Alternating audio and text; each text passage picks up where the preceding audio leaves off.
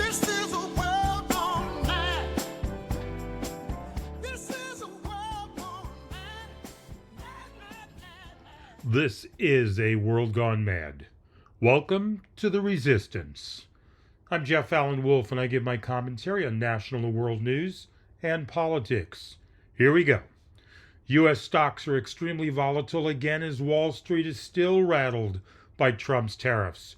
U.S. stocks were volatile today, Monday, tumbling, surging, and then bouncing around in every direction as traders search for any sign that President Donald Trump's tariffs could be negotiated or halted. Markets around the world had tumbled earlier in the day over concerns about how Trump's sweeping tariffs might upend the global economy and stymie economic growth. U.S. stocks opened today in bear market territory, but surged an hour later on rumors that the Trump administration may pause tariffs, perhaps for several months. That rumor turned out to be just that. A White House official called any suggestion that Trump would pause tariffs fake news. And despite hopes that some trading partners, including the EU, might be willing to negotiate with Trump, the president dashed détente hopes when he said he could slap another 50% tariff on China. And just like that, the Dow, which had risen nearly 900 points, was back down once again. The wild swings in markets underscore just how badly investors want Trump to put a pause on his trade war. U.S. stocks surged off their lows, even briefly turned positive on the rumors of the pause. However, that rebound proved fleeting as traders realized nothing official from the White House had been announced. That was a good example of what would happen if we actually got some rational thought mixed in with the ignorant tariff policy. Art Hogan, chief market strategist at B. Riley Wealth Management, told CNN in a phone interview Monday. The stock market vigilantes have spoken loudly that we need rational thought mixed in with this trade policy, and there is none so far. Hogan added that oversold markets desperate for good news are subject to wild swings that could quickly reverse. The markets are waiting on Donald Trump. They just indicated that. And Hogan just said that we need rational thought. The markets are looking for leadership from Donald Trump. Donald Trump doesn't know the meaning of the word leadership, and until he does, which is doubtful that'll ever happen, the markets are going to be volatile and drop further. Trump falsely says Europe doesn't buy anything from the United States and wildly exaggerates trade deficit with China. Speaking to reporters Sunday on Air Force One, President Donald Trump defended his new global tariffs with a familiar series of false claims about tariffs and trade. And as he said before, Trump wildly exaggerated the U.S. trade deficit with China, describing it as more than 3 times higher than it actually is. He repeated his frequent false claims that China paid the tariffs he imposed during his first presidency on imported Chinese products. These payments were made by U.S. importers. And Trump once again falsely described trade with Europe, wrongly saying the continent doesn't buy anything from us. In reality, the European Union purchased about $649 billion worth of U.S. exports in 2024. Trump said Sunday that the U.S. has a trade deficit with China of $1 trillion or more. We have a tremendous deficit problem with China. They have a surplus of at least $1 trillion a year. I think it's like $1 trillion and one, Trump said. Those numbers are not close to accurate. In fact, official federal statistics show the 2024 deficit with China in goods and services trade was about $263 billion. Even if you exclude the services trade, at which the U.S. excels, and count only trade in goods, the 2024 deficit with China was about $295 billion. The U.S. has never approached a $1 trillion trade deficit with China. The deficit in goods trade alone hit a record of about $418 billion under Trump in 2018, before falling back under $400 billion in subsequent years. Trump made a series of false claims about trade with Europe, all repeats from previous comments. He said Sunday, they don't take our cars, they don't take our food products, they don't take anything. And we take their cars, Mercedes, Volkswagen, BMW. We take their millions of cars. They take no cars, Trump said. They don't take our farm product. They don't take anything. Well, no shock to the Wolfpack listeners, none of this is correct. They don't take anything is far from the truth. While the European Union certainly has some trade barriers that make it harder for U.S. companies to export products there, the official federal statistics show the U.S. exported about $649 billion worth of goods and services to the European Union in 2024. It's similarly false that they don't take our farm products. While the EU does have some trade barriers on that impede U.S. agricultural exports, the U.S. Department of Agriculture says the EU bought $12.8 billion worth of U.S. agricultural exports in 2024, making it the fourth largest export market for U.S. agricultural and related products behind Mexico, Canada, and China. And while U.S. automakers have often struggled to succeed in Europe, Trump went too far when he said they take no cars. According to a report last month from the European Automobile Manufacturers Association, 164,857 U.S.-made cars were exported to the EU in 2024, valued at about $8.4 billion at current exchange rates. Some of these are vehicles made by European automakers at plants in the U.S. Let's not sugarcoat this, okay? You can't operate a country like America, or any country for that matter, if you are a habitual liar. Trump is a little boy, an insecure little boy, making up crap just to justify his decisions. This is the so-called leader of the free world, the most powerful man in the world, making up bullshit on a daily basis, even sometimes hourly basis. This doesn't work. It causes massive damage, increases stress level among the citizens, yet his supporters don't understand these premises. Lying doesn't steady the ship's course to make America supposedly great again. We need a person in the White House who doesn't make up fake facts and figures to suit his purpose, who doesn't distort the truth because he's so freaking insecure. This has been Trump's MO since he was a little boy, and all the way up to now, adulthood. No wonder America is in trouble. Benjamin Netanyahu arrives at the White House for a meeting with Trump. President Donald Trump greeted Israeli Prime Minister Benjamin Netanyahu outside the West Wing ahead of their Oval Office meeting. Now, the leaders are expected to discuss a wide range of issues, including Israel's war in Gaza and the Trump's tariffs. The White House canceled a news conference that was set to happen this afternoon. Earlier today, Kevin Hassett, the director of the White House National Economic Council, said Monday's meeting between both leaders will be the first in-person meeting with a foreign country trying to negotiate with the president on the tariffs that he announced last week. I'm very interested to hear what comes of this meeting. Trump placed tariffs on Israel. Netanyahu wants to own all of the land in the Gaza area. Trump wants to make Gaza into a Riviera resort. Our country is so screwed, and the world is so screwed with leaders like these two. Painter of truly the worst Trump portrait says president's comments threaten her art career.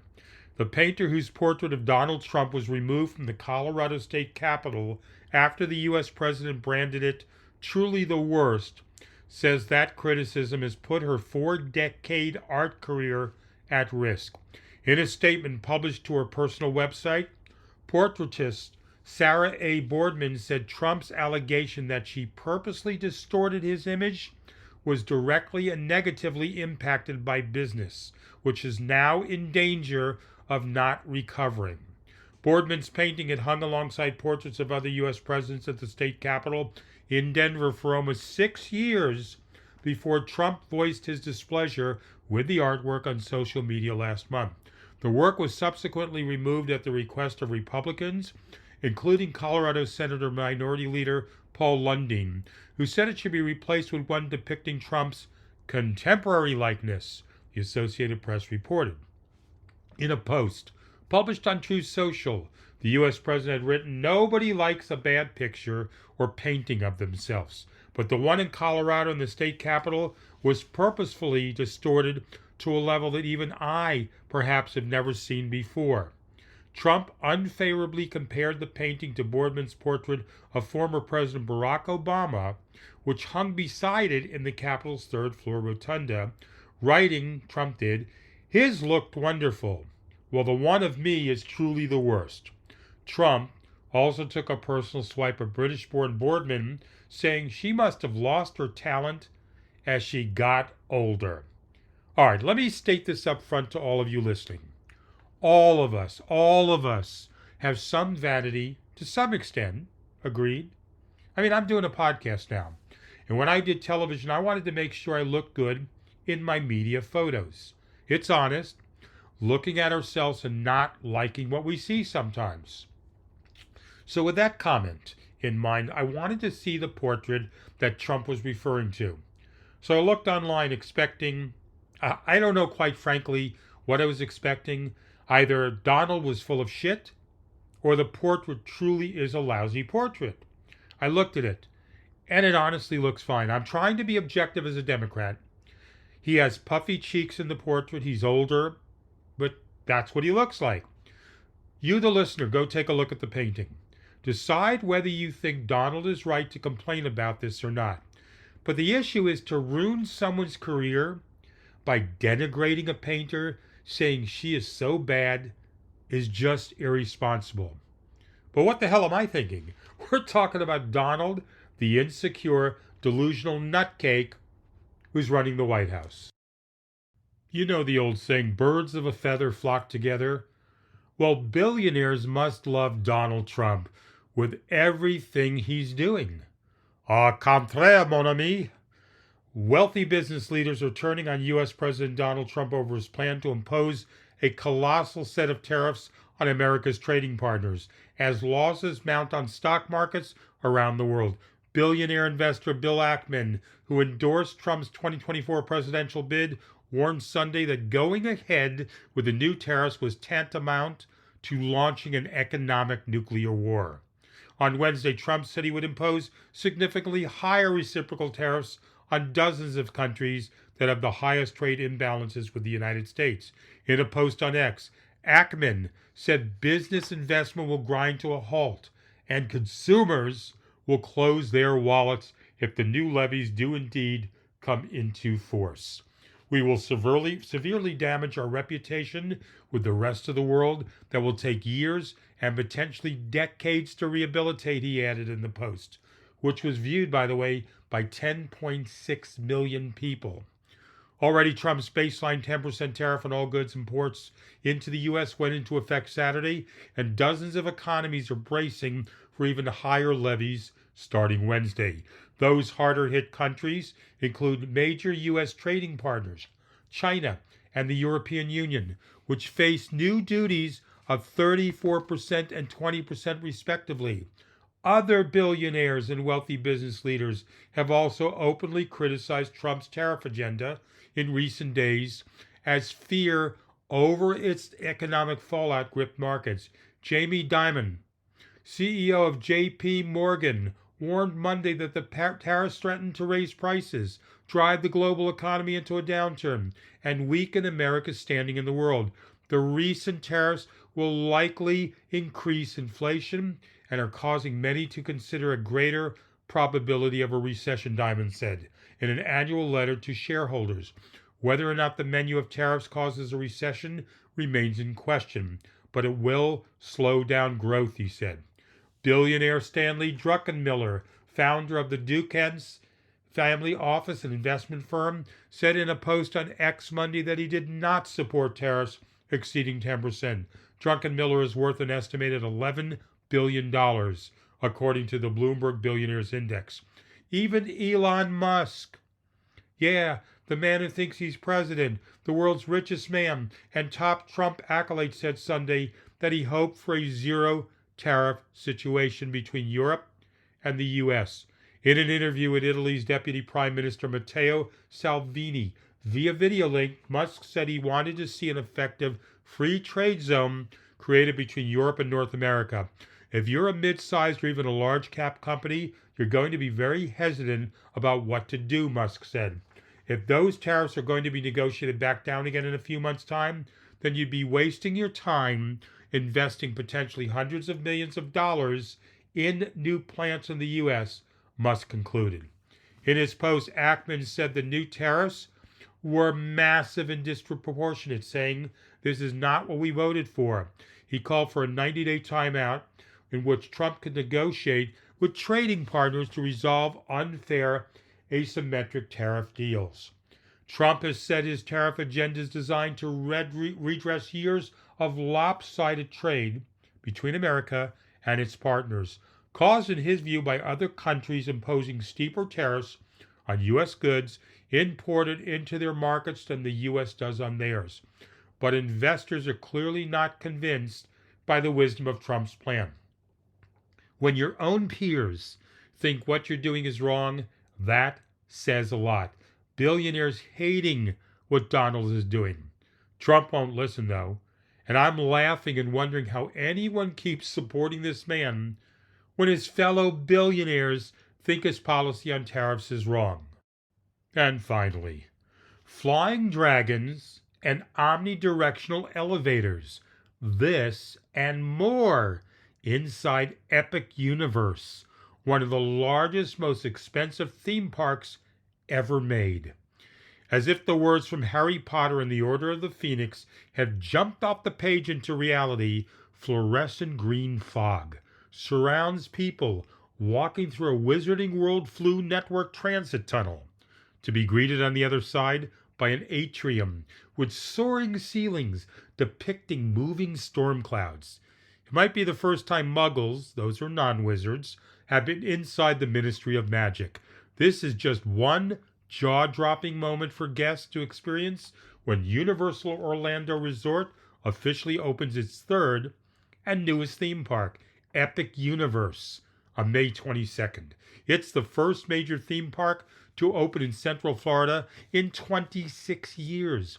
At 750 acres, that's right, including both guest areas and backstage space for employees, it is believed to be the largest theme park in the world, estimated to have cost up to $7.7 billion to build, according to Dennis Spiegel, owner and founder of consulting firm International Theme Park Services. Universal hasn't commented on the park's cost. I've seen them all, Spiegel said, of theme parks around the world, and Epic Universe, he said, is too damn good. That first impression has everything to do with Universal's use of the most advanced technology available, coupled with intentional design to build a sense that the visitor is truly in a fantastical space with no glimpse of the outside world. With so much buzz around Universal's new park, industry experts are watching for Disney's response. Disney and Universal are in the greatest boxing match that has ever been at this point in time, and it's a slugfest, Spiegel said.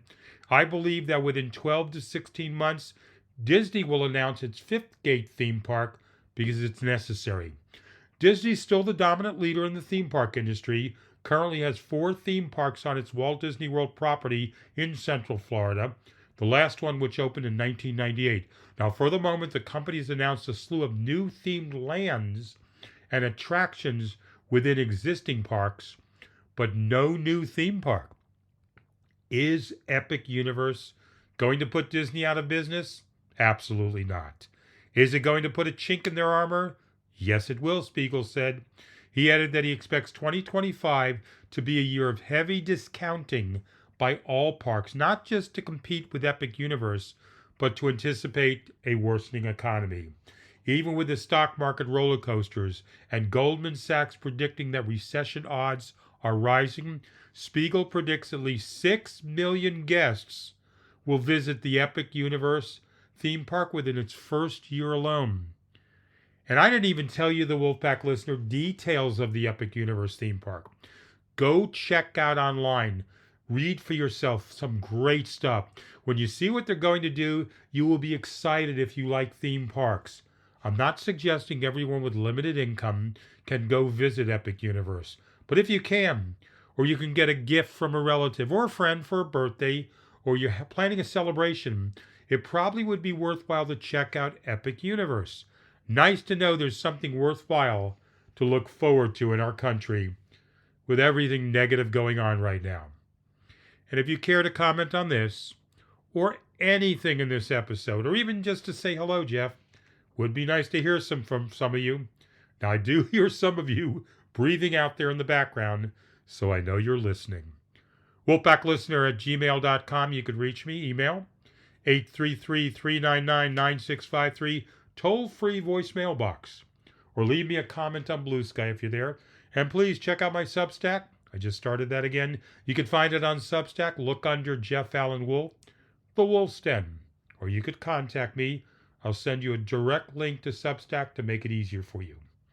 I'll be back again in 2 days. This is A World Gone Mad. I'm Jeff Allen Wolf. Without your comments, your feedback, your engagement, I'm sitting in a room talking to myself. Stay hopeful. There is chaos in the world. Can't you see?